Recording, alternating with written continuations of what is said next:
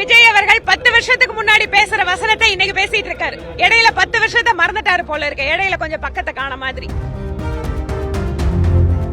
தீவிர அரசியல இல்லாதால இந்த கஷ்டம் எல்லாம் அவருக்கு தெரிஞ்சிருக்க வாய்ப்பு இல்ல. நாங்கெல்லாம் ஒவ்வொரு நாளும் இதெல்லாம் அனுபவிச்சுட்டு தான் இருக்கோம் இந்த திமுக கவர்மெண்ட் கிட்ட.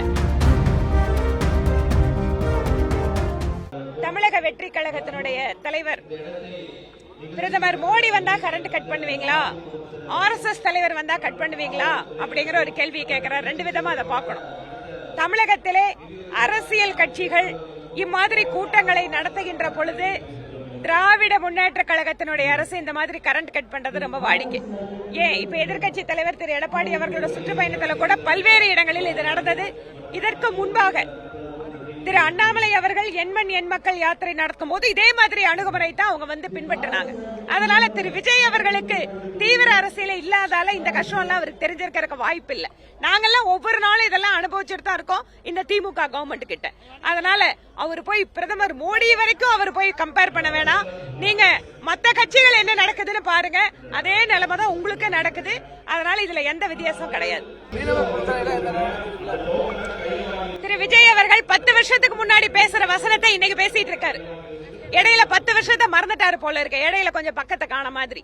10 வருஷத்துக்கு முன்னாடி UPA அரசாங்கத்தில் நம்முடைய இந்திய மீனவர்கள், தமிழகத்தில் வசிக்கின்ற இந்திய மீனவர்கள் என்ன மாதிரி கஷ்டப்பட்டாங்க. 500க்கும் மேற்பட்டவர்கள் உயிரிழந்தார்கள், உடைமைகளை இழந்தார்கள்.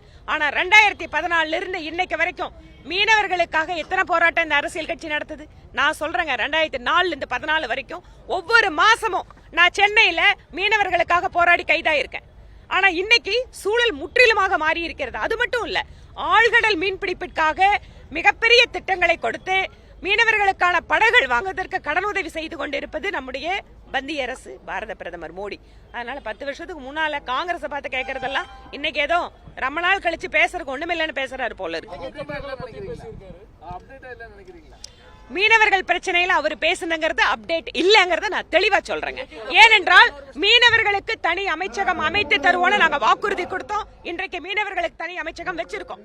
மீனவ பெண்களுக்காக நீங்க அவர்களுக்கு கடற்பாசி திட்டத்தை தமிழகத்துல அமல்படுத்தி இருக்கணும். அது பிரதமர் மோடி அவர்கள் தான் காரணம்.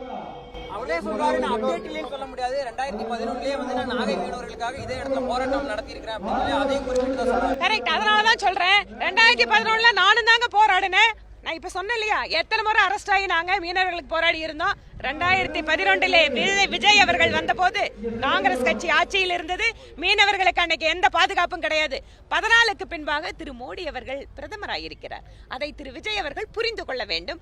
இந்த 10 வருட காலத்தில் என்ன மாதிரி நிலைமை மாறி இருக்கிறது என்பதை அவர் அப்டேட் பண்ணிக்கணும். அதே போல இன்னொரு என்ன சொல்றாருன்னா, சிஎம் இங்கிலாந்து போனது முதலீடு செய்யவா முதலீடு ஈர்க்கவா?